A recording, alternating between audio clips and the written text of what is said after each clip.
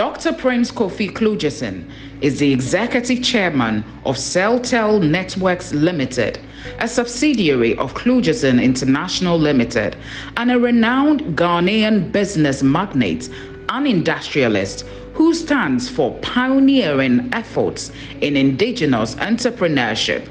He is well known in several spheres of information technology and recognized in corporate Ghana as a leader of private sector development. Dr. Klugeson is revered as the vanguard of integration between Ghana and the global community as the world consolidates innovation, information, and global competitiveness. His prominence in indigenous entrepreneurship in Ghana is unmatched. He is a product of Honeywell Institute of Technology, USA, majoring in business and information technology. He has many years of experience in information technology and the telecommunications industry. Dr. Klugeson is the founder of the Klugeson International Limited, a company that began with AT&T and partnered Lucent Technology and Hewlett-Packard. He also has to his credits Akasanoma Industries, Celltel Limited, the first and wholly Ghanaian-owned mobile phone network company. Alltel Limited, providers of internet business services and data solutions, to name a few. Dr. Prince Kofi Klugeson has served on the board of many esteemed organizations such as the Association of Ghana Industries, Bluecrest University College, Lions Club International, Association of Mobile Network Operators, to name a few, and still contributing his quota to the development of Ghana. He is a family man with an adorable wife and 4 beautiful children. Dr. Prince Kofi Klugeson is our big interview guest today. Stay tuned.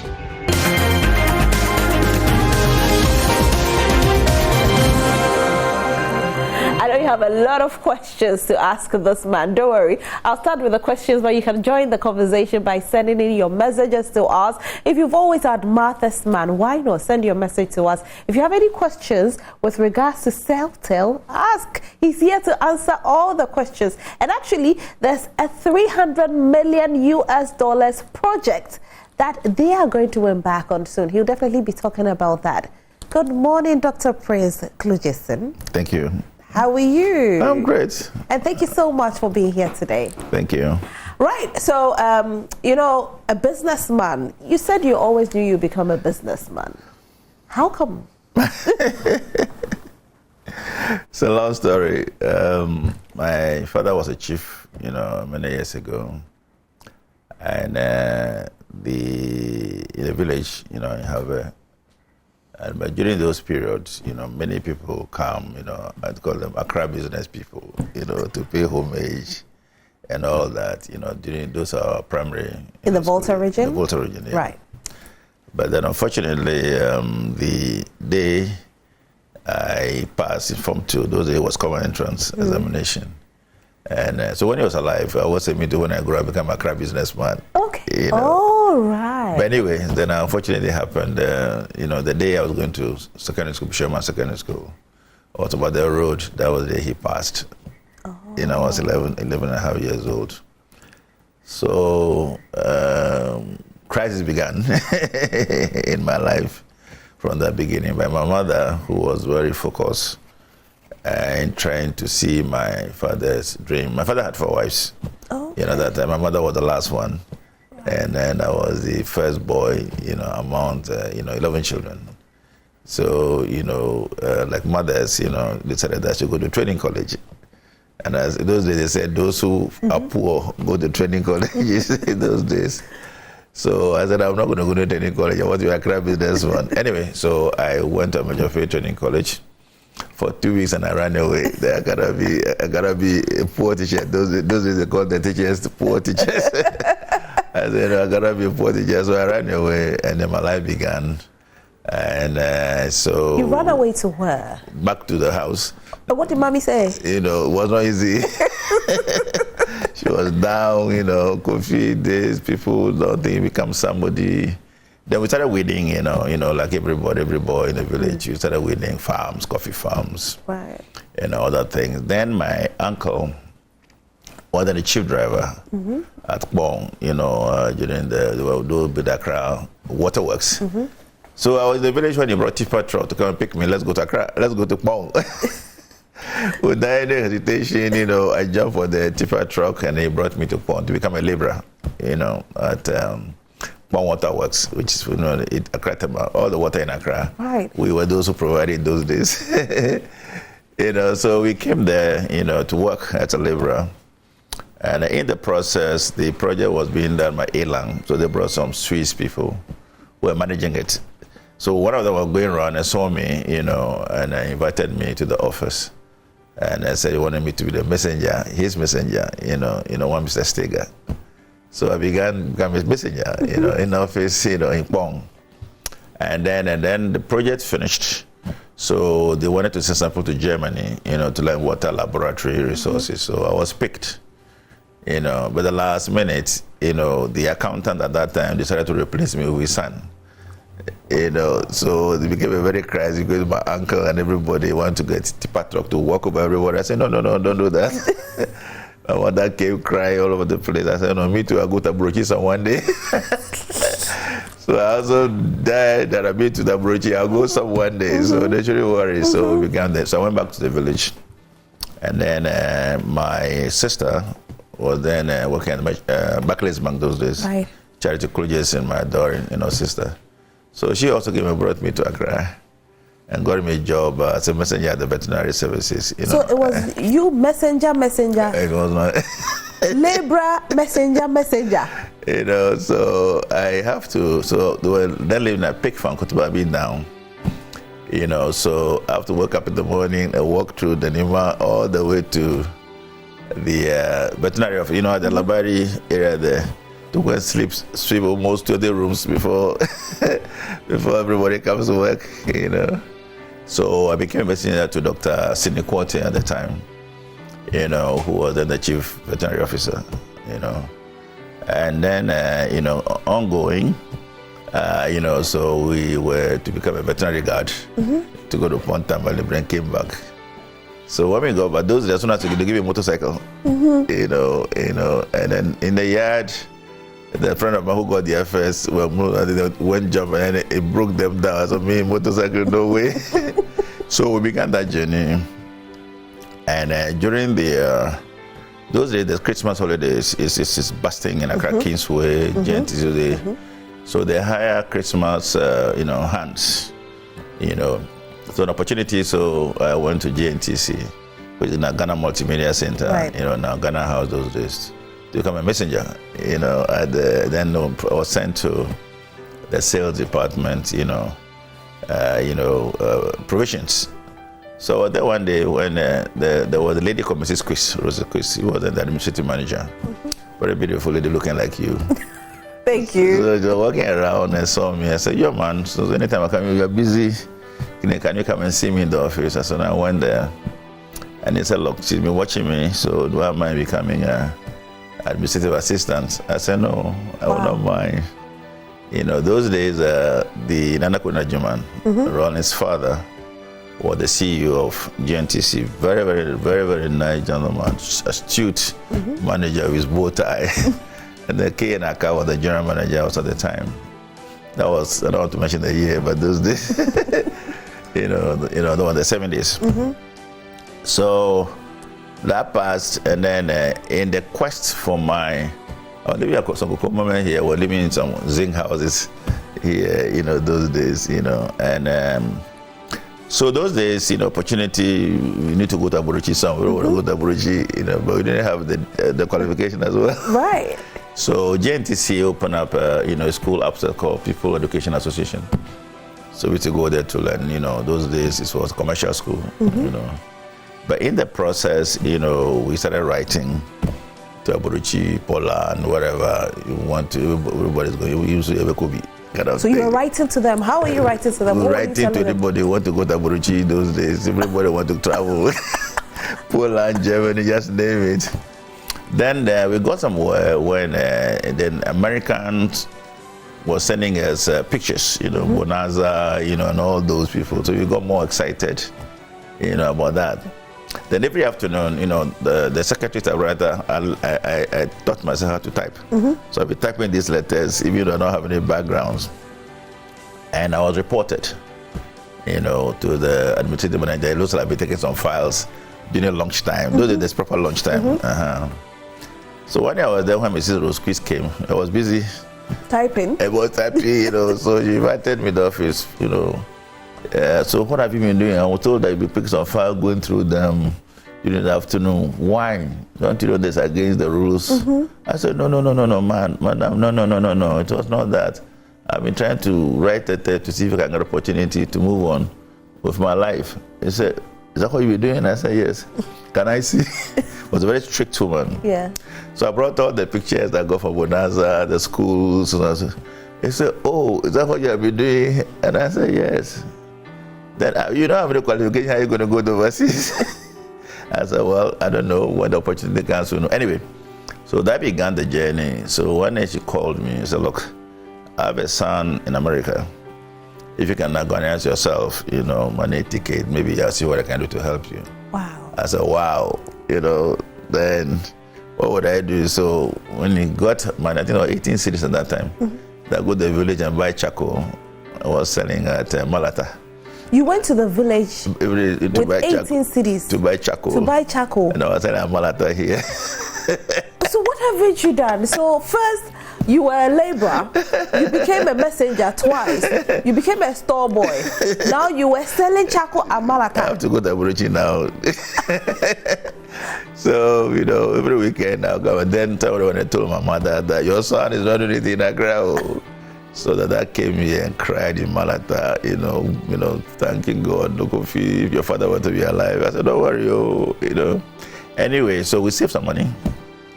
Then another guy called me, said Joe, who was running a travel agency. I got to know him through the NTC. So he said, okay, if you can be saving some money when the time comes, we'll see what they can do. So when I said the charcoal, I'll go and give him the money. So he got somewhere when he got a visa. It was not easy. I applied for visa more than 10 times. There's no background, there was no money. So on the 10th time or so, so I was there when he called me and said, hey, I've succeeded though. Wow. And that's when my life problems began, again. So that's how you got your break into America. That's when my life problem began. The life problems now began from that time, So, all you have said, it wasn't a problem. No, why? Because the money we had was only got me a one-way ticket, and then a visitor's visa, which allowed you to go and visit. And then, and also, I had $10 at that time. By the time I go to Chicago, it was only $1 in my pocket. So when I got there, what was the 9? What was that? Where did the 9 go? By the time we do all that, I went to Alitalia, paying all whatever they had to pay. Only $1 left. By the time I arrived in Chicago, $1. $1 in my pocket. I was about 18 and a half at that time. And then, so my life's biggest problem began. So I was supposed to be deported, because I didn't meet their requirements. Because the visitors visa, no money, and then a one-way ticket, We did a round-trip ticket, and also funds if you're going to be a visitor. At that time, it was very strict. Anyway, so I was begging, Africa, I was nearly down begging. So the Italian guy came. I said, look, man, you don't beg in America. You got to fight for your goddamn rights. We're not going to take you back to Ghana to pay for you. That's what this guy talking about. Then it was very rowdy in there. I was crying, begging, and appealing. Nobody was listening. Anyway, so I started praying. Whatever happens, that happens. So you go to the last person, who's the supervisor who will sign to bring me back home. Then look at my passport. And he said, yeah, Prince Kofi Kulyesin.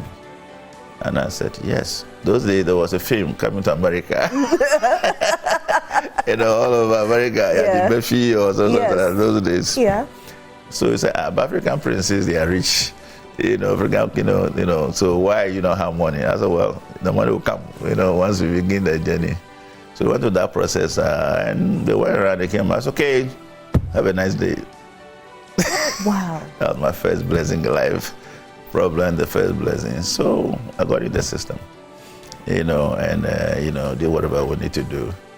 And, so I had to go to school. I didn't even have the background to call the exam, so I had to go to do computer science at Honeywell. Those days was big IBM and Honeywell, huge. So I got interested in computers, so I went to did that, and the doors started opening, to today in that area of my life. But when you got to America, you did meet, the son of your boss, right? Let me tell you what happened. By the time I got out of the airport, they ran away. I spent about 6 hours at the airport. So they left you? They left me. Everyone was afraid what was going on. I'm sure they heard what was going on inside. So when I got out, there was nobody there. So I saw the police guy, coming. So I just stopped the police person. I said, well, here I am. I came here. I'm going to, this place, this address. He said, what are you going to do in that south side, Chicago? That is a bad neighborhood. I said, really? I don't know. So that's a Negro neighborhood, so you can't go there. I cannot take you there. I'm not part of the jurisdiction. I said, so what can I do? So how do I get there anyway? So you look at my passport, ask of equation, make some few calls. So okay, jump in the car, so I jump in the police car, When I actually got to the area, I was scared. It was real ghetto. I said, what am I doing here? Though the Black Panther was strong, in America, it was just the same lane. It was same lane. And so we got the address all right. We climbed up this bricks building. I said, what is this? They knock on the door, they will not open the door. God is, there's a policeman. There's, in America, the door, there's some glass, something. So they look this way, police. I said, no. But I said, no, you shouldn't worry. They just want to know what that they know means. And so there was a latch to open it. And they saw me and said, okay. So they got in there, and the police said, have a nice day. He gave me his number, and then they left. He said, what happened? How did you come back? We don't want to have any trouble, or if so, please go back. The rest is history. Wow. I mean, this is just, I don't know, I just got so much engulfed in what you're saying, because one would not even imagine that a young man from the Volta region, you started your career off as a laborer, you became a messenger, and you are where you are today. And it's just too surprising. I believe when you tell the story to a lot of people, they doubt it, right? Many people doubt. We did a lot of things, and also, many people doubt. Many of us, like your boss, Kwesi and all of them, many people doubt how Ghana became what it is, and through those trials, we talk to Kwesi, we tell his story, and I do. Few of us, began Ghana, so when I was coming back, finally decided to come back home. Actually, my mother was sick, so I came to visit, and so I brought, I was going around with computer. Those are all foreign companies doing, technical business, UAC, NCR, and all of them. So I was going around to find out what is available, if there's any to come back. So when I got to NCR, when I was leaving, the sales manager, I think it was David Danko at that time.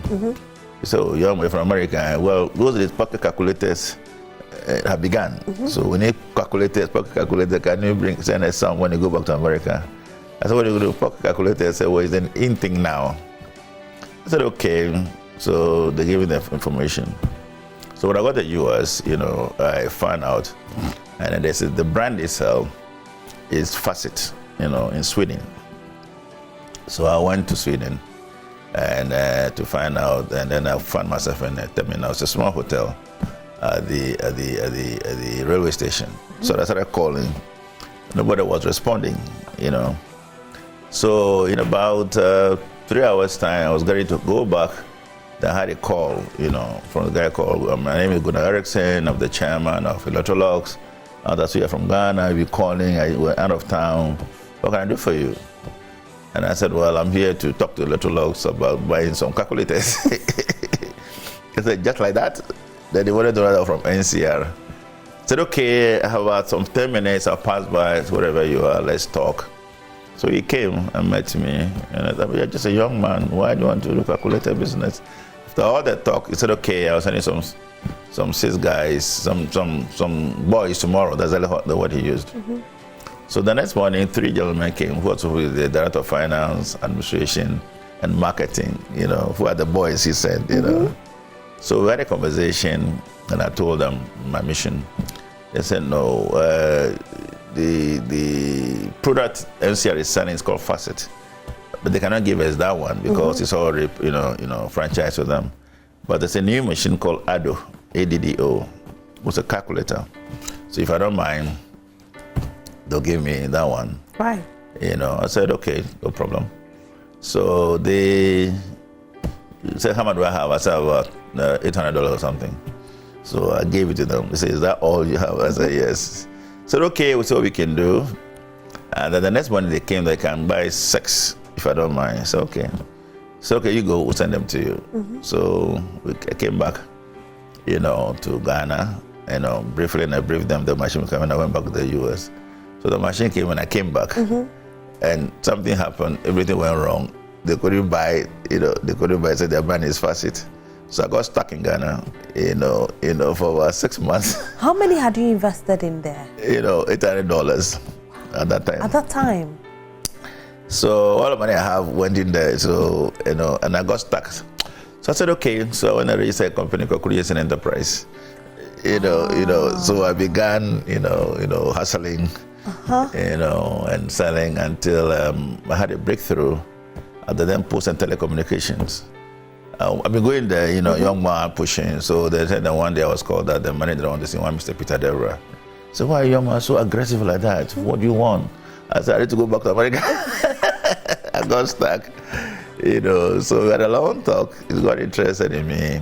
I said, okay. He called the accountant, and they bought the first calculators from me, and then they ordered something else.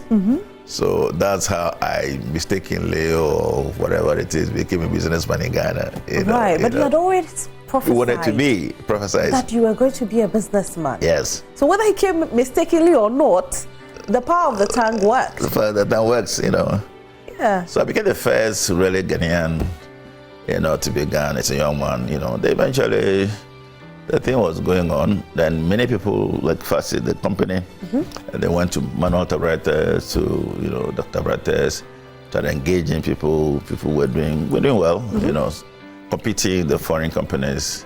So many of the brands became interested in what I was doing, with the American spirit also was in there. So we go and come back.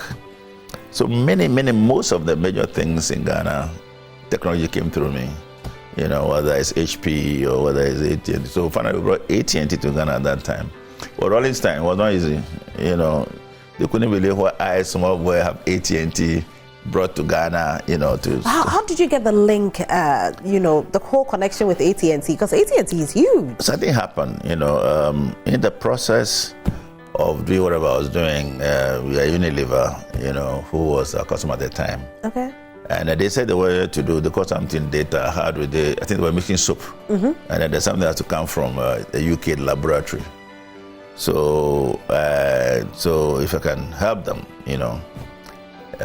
so I said, okay. So I got, asking around, how do I get that? So there's a company called, so because I'm an American, I always go to the US.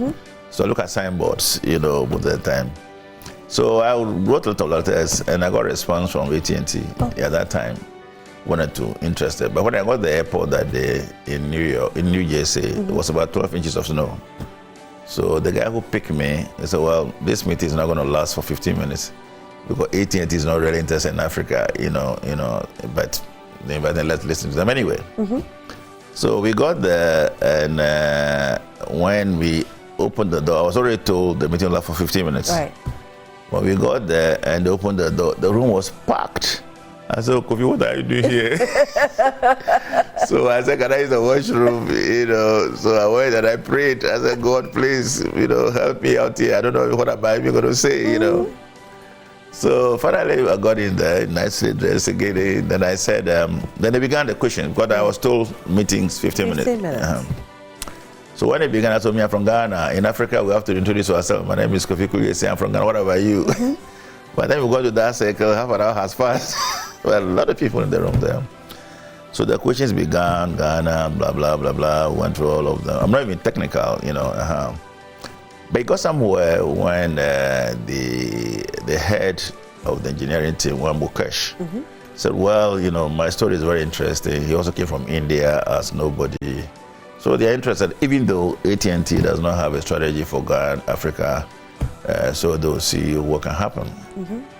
So we began that journey as well. And then we got to a very, very difficult place where the strategic director has to approve whether or not Africa is the place to go, So, and it was a lady. So it was a very hard, tall, boss lady, who doesn't take any nonsense.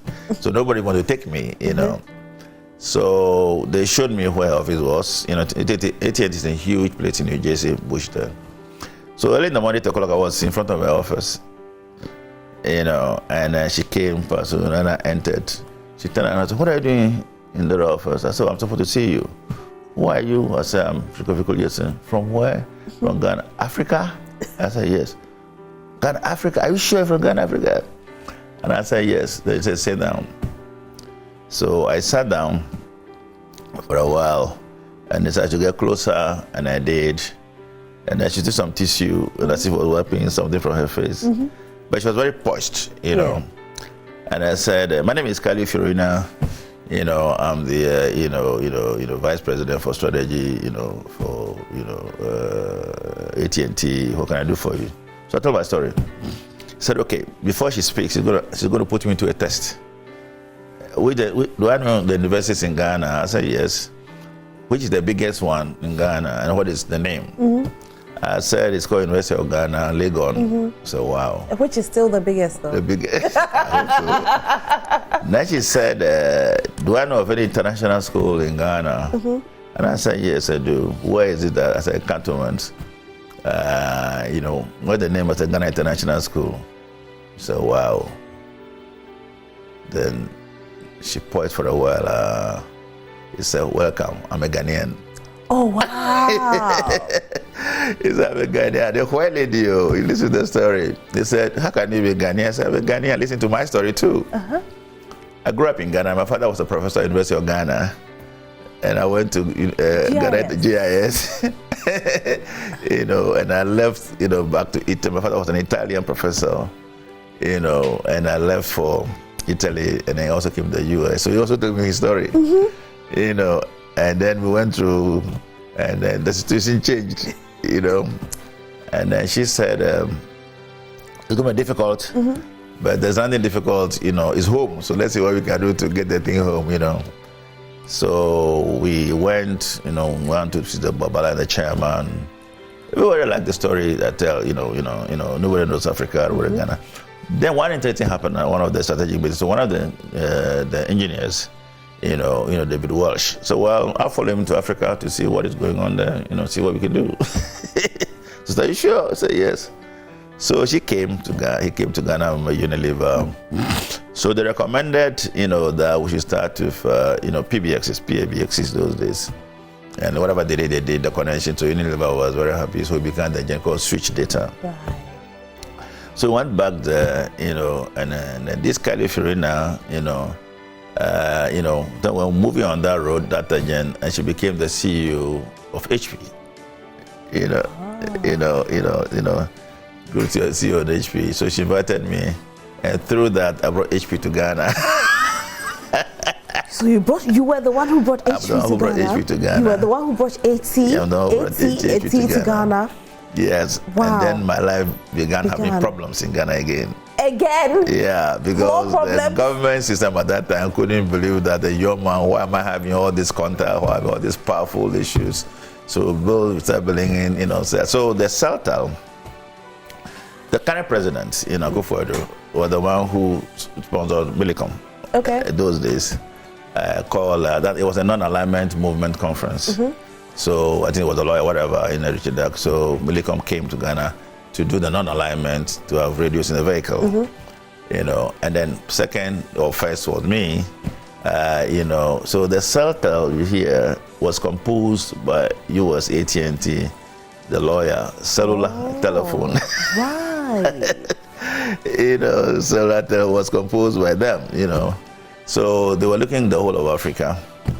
When we began the journey, so when I came back, they brought engineers to Ghana. Apparently at that time, which Ghana makes, they used to send those who come from various countries. AT&T to allow you to go to their country, to your own country, to work for a year to help, the base of the country into telecom. So we got to a point where if I can invite the government or the minister and whoever, so that they can have a handshake. We call it handshake, So I came, those that were running, it was not easy, Why this young man, who is he, why is he challenging, this. So, but I managed to get General the current Anyideho's father. He was then the chairman of Ghana Post and Telecoms.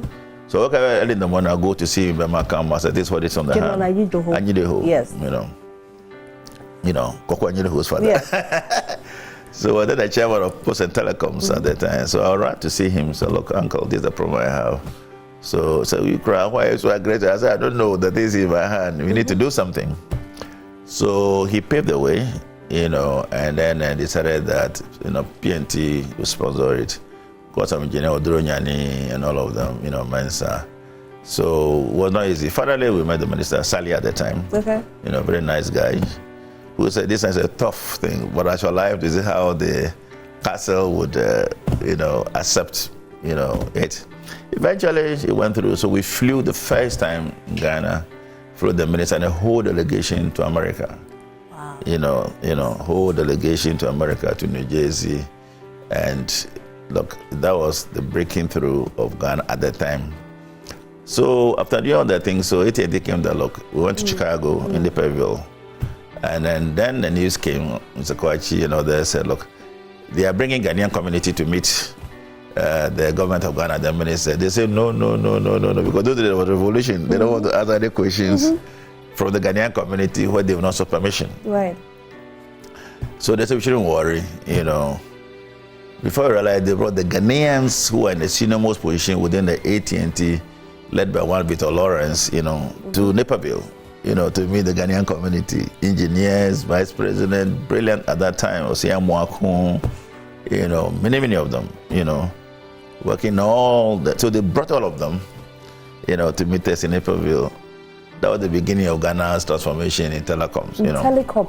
Now, this particular thing that you said, that as a young man, you were so powerful because you had so many connections in the United States. You were moving big companies, AT&T, the big company, and HP, big company. But when you came here, they felt you were too young to be doing that. So, everybody would tell you about life. Everybody. So what did they do to you exactly? Oh, many things. I was arrested. I was every day. I'm on the news, and they went through. Kwesi Chum was also one of them. Your boss. He also came from Ghana, very young, also very aggressive, fighting for frequency. And they did the same thing to you. Everybody, yes, So is it that Ghanaians have this attitude of killing young talent or trying to, bring young people down? What is it? You see, Ghana's biggest problem, I must be honest with you, is that problem. During my lifetime, I've never seen any government did anything in Ghana. None. Zero. Unless you can tell me something.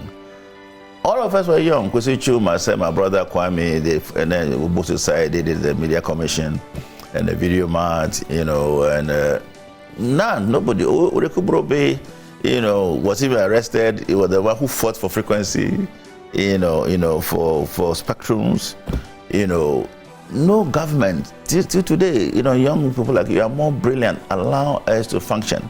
You see, the biggest problem in Ghana is that, people talk about wealth. I lectured the other day at the University of Ghana. This is what I asked. Can you give me, Google, and let me know one Ghanaian millionaire that is recognized by Bloomberg and or Forbes? Zero. Till today. Then the lady who does the quiz, said, "I'm also going to Google you." So wow, you are this, you are that, all these. You see, Ghana's biggest problem to today is not a problem. Accept where we are and allow the young people, the next generation, to move on. It's because, look, when you go outside this country, you go to the Wall Street in New York, there are many of our children there, brilliant, managing many portfolios. The only access to success in Ghana today is politics. The only access to success in Ghana is politics. But see, so a young businessman will struggle because he's young. You see, one of the things people ask me, Kofi, I don't see the politics yet. Because the politics everybody is talking about was created by us. We formed and created NDC and MPP the same day. We registered it and registered the same day. We created it. You formed the NDC? Yeah, we created it 28 July 1992. All of them are 30 years each. So you registered them? We registered them. We are colleagues, ask them. We're all in the group. I'm the only one who's on the frontline politics anyway. But it was a movement to bring back democracy, to allow things to happen. Has the democracy worked? It did. It did. And then all the things that are happening today. I mean, Constitution was nobody from Canada where we are. Is it all of you are here? To Telecom, we have a lot of challenges. Right. But here I am, I'm alive. I didn't go anywhere. Then others came. Kwesindum came in. I did one of the programs. I said, look, let's give pardon to Kwesindum, Kofi Amon. Well, we are all blessed with whatever lots of talent that we have. We may have made mistakes, but allow that process to go. So they should pardon Kwesindum. Whoever problem they have done, why do they take their banks and give it somebody else? And but why should he be pardoned? What has he done? What has he done in the first place? Is it because you didn't understand him? You was moving. Look at what's happening now, Bank of Ghana and all these issues. What has he done? Is he a citizen of Ghana? We are citizens of Ghana. Whatever we have done, as long as we didn't go contrary to whatever law, whatever, we made the mistakes, help us correct, let's move on. Because look, when you go to the US, California is like Ashanti region. California is a 5 trillion economy. You know what is there? Hollywood and Silicon Valley, that's all. Hollywood for you, the creative arts people who are there. No education, you go there, the Murphy, this, Beyonce, whatever it is, and you make it there. If you go to Silicon Valley, they brought the Indians to, it was Stanford University that created a true Galamsey. Galamsey, California was the biggest Galamsey, area many years ago. So the kids go there. So Stanford, for example, started institute and bringing them to the school, to transform their mindsets. So today, Stanford University is a huge university today, supporting what they call Silicon Valley, the Bill Gates and everybody. So the Galamsey, is it the same as the mining? It's the same thing. Mining Galamsey? The Galamsey is an illegal, the meaning of Galamsey is illegal mining. Yeah, right. You see, the meaning of Galamsey is illegal. So they had gold as well? Yeah, California. Gold rush, California gold rush. So they solved it through the institute. So the boys, we call them boys, they're all less than 40, And they're running it. Yeah, Bill Gates, this was Seattle, in a village in Seattle, Facebook and all of this. So when Clinton came, when the economy was going down, so Al Gore, who was the university professor for Columbia, wanted to know what to do. So he recommended, apparently by the history, that they should challenge the boys. What do they want to do? So they gave them $100,000. So Bill Gates and all that, they started dropping out of Harvard. They were in Harvard, but they dropped out, took the money, and began the journey into technology, or what we call information technology today, which we studied those days. So they began all kinds of issues. If you look at Facebook, the story, the guy who actually developed it is from Brazil. They were, on campus. So campus is where most of these things happen, and most of them were done by immigrants. All of them are not American citizens. Do you think Ghana can ever get to the point where we'll push or put our young ones into high positions and make them who they have to be?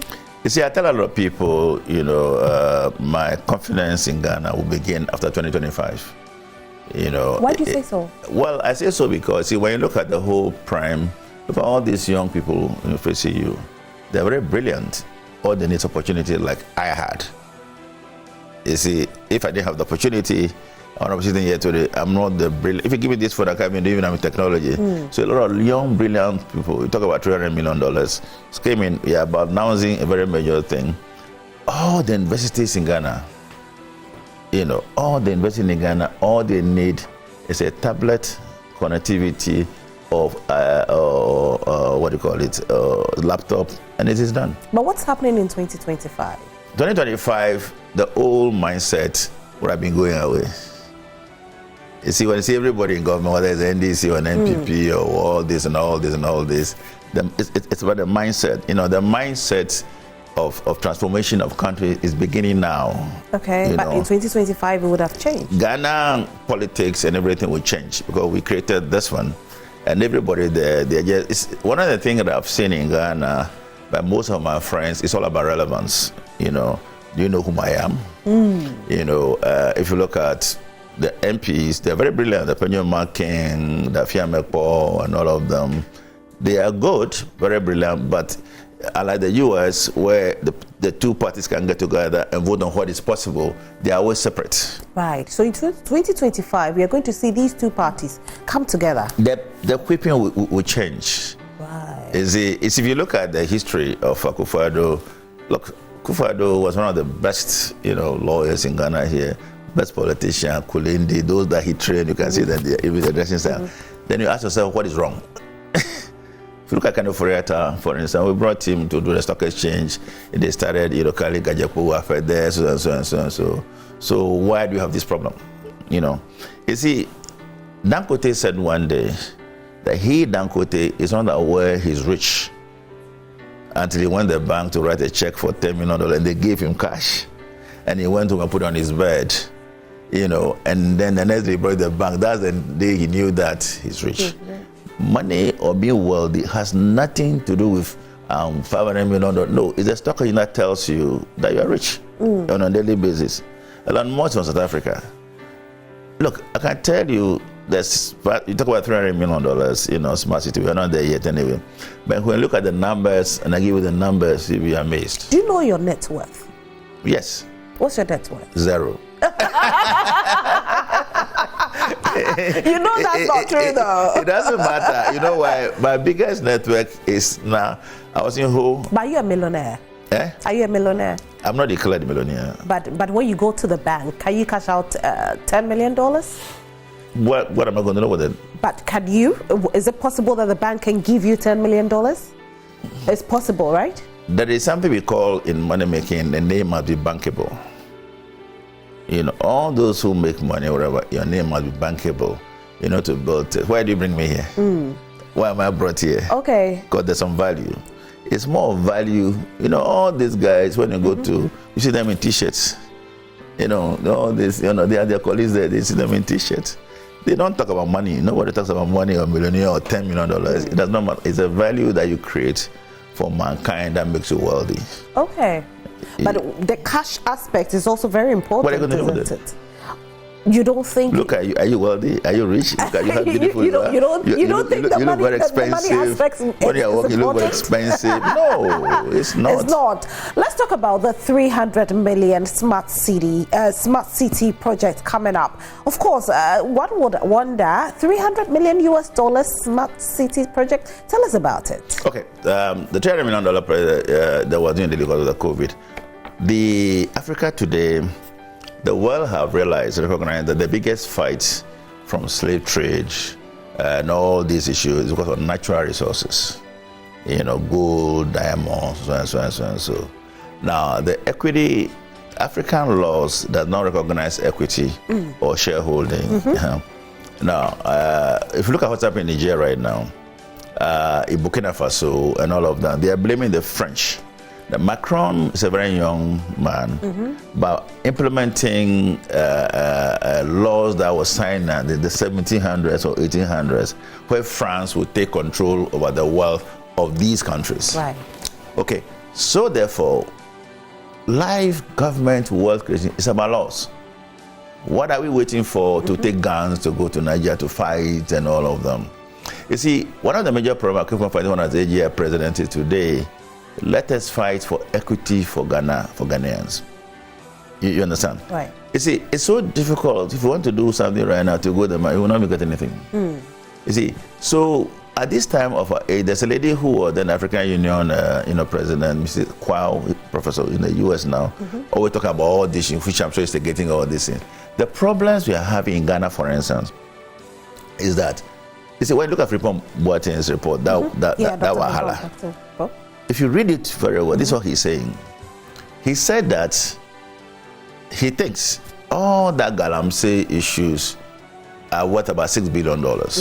You know, but these, my friends, fronting for it, and it's not being done. Can we, Mr. President, can we remove them so that we can be able to commercialize and officialize them, so that we can be able to move Ghana forward? That was the fight. When you look at the real details. Now, at that time, we're looking for $3 billion. So that's a Frimpong Boateng, how I got about, I don't know, was quite a brilliant guy. God has given bless him as well. We were one of the AGI president those days. We helped him set up the cardio, tourist center. So you see, when you look at the people like that, what is in them is all blessings. This is what I see. He came as a young man, I came like a young man. Most of us came down like a young people, but God has blessed in certain areas. Ghana's biggest problem today, 275 members of parliament, if they can get together and pass new laws to gain Ghana some equity, please, all we need, can we go even 30%? South Africa did this, Cyril Ramaphosa. They went to learn from Singapore and Malaysia and started black empowerment. They own MTN, they own everything. Ghana doesn't own anything. We all struggle when the first Celltel, we got to 20%, 80%, they come, so many things goes on. But Ghana is still wealthy. The gold will not go anywhere. They are finding lithium, so many things in them. Yeah. But the problem about Ghana right now, in my view, is about equity laws. Right. Let Parliament stop this NPP and NDC thing and say save our country to pass law to say that Ghana will not own 30% of all the rights of shareholding in our business in Ghana, so the other foreigner owns 70%. We've shifted from time, it becomes revenue almost immediately. You see, all these, Mauritius, whatever, it does not matter. Do you know how many houses in Accra that nobody stays in them? That's an issue. That's where the problem is. The rich people, even their wife doesn't know that they have signed this contract. They have Alzheimer's disease. So the Smart City project. So the Smart City project is to be able to transform Ghana into the next level. So it was sponsored by Cisco, the biggest technical company in the world, and all that. So what we're doing is that now one of the major areas we are focusing on national security. Education and health as the first focus. What needed to be done at every district capital should be connected. When you go to Google and you take your, where's your district? Adenta area. Okay, so Adenta, one of the biggest, richest area in Ghana. Adenta and Medina, Abukobi, one of the richest revenue area. So when you take them from the Google, how do you circle that and create a city out of it? In London, you have London is a city, Birmingham is a city, Reading is a city, Chicago is a city, New York is a city.